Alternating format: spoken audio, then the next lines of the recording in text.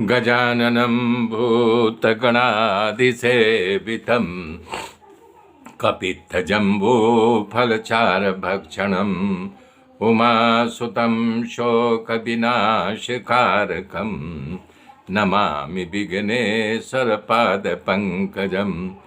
गुरुर्ब्रह्मा गुरुर्विष्णु गुरुदेव महेश्वर गुरु साक्षात् परब्रह्म तस्मै श्री गुरुवे नमः। या कुन्देन्दु तुषारहार धवला या शुभ्रवस्त्रावृता या वीणा वरदण्डमण्डितकरा या श्वेतपद्मासना या ब्रह्माच्युतशङ्कर पवित्रभिः देवैः सदा वन्दिता सा मां पातु सरस्वती भगवती निःशेषजाड्यापहा। हरि हरि ओम। मेरे मित्रों, कल मैं बताया था विदुर जी सभा में खड़े होकर के बोले कि देखो, तुम लोग पांडवों के साथ बहुत अत्याचार कर रहे हो। बता रहे विद्या मिले तो विवाद नहीं करना चाहिए, धन मिले तो अभिमान नहीं करना चाहिए, और सत्ता मिले तो दूसरों को पीड़ा नहीं दे जानी। विद्या मिले तो दूसरों को ज्ञान दो, धन मिले तो दान दो, शक्ति मिले तो दूसरे की हिफाजत यानी रक्षा करो। विदुर के नीति पूर्वक वचनों को सुन करके सभा में खलबली मच गई। कर्ण, दुर्योधन, शकुनी, दुशासन सब क्रोध से धुआं पुआं हो गए।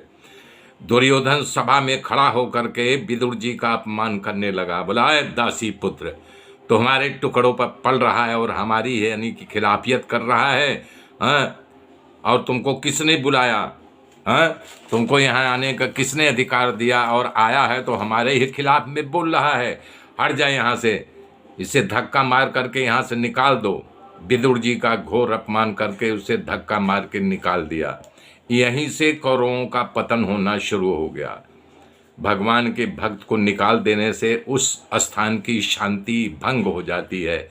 विदुर जी सभा से बाहर निकल गए, परंतु निकलते निकलते अपना धनुष बाण कौरवों के सभा के भवन के बाहर दरवाजे पर रख दिया। धनुष रखने का अर्थ संत लोग अपना अपना मत कहते। भक्त को निकाल देने से उस स्थान की शांति भंग हो जाती है। विदुर जी सभा से बाहर निकल गए, परंतु निकलते निकलते अपना धनुष बाण कौरवों के सभा के भवन के बाहर दरवाजे पर रख दिया। धनुष रखने का अर्थ संत लोग अपना अपना मत कहते हैं। विदुर जी ने कहा, मैं राजनीति छोड़ दे रहा हूँ, मुझे भगवान का भजन करना है और इस संसार में मेरा कोई शत्रु नहीं है। दूसरे के लिए क्यों भार उठा करके मैं घूमूं, इसलिए रख दिया। तीसरे कर रहे, जब कौरवों का विनाश निश्चित है, मैं उन्हें बचा नहीं सकता, इसलिए संकेत के रूप में धनुष वहाँ रख दिए, तुझे कोई नहीं बचा सकता। एक अर्थ ये भी होता है, विदुर जी धनुष बाण रख कर कहना चाहते हैं, मेरी निष्ठा हस्तिनापुर के प्रति वफादार है।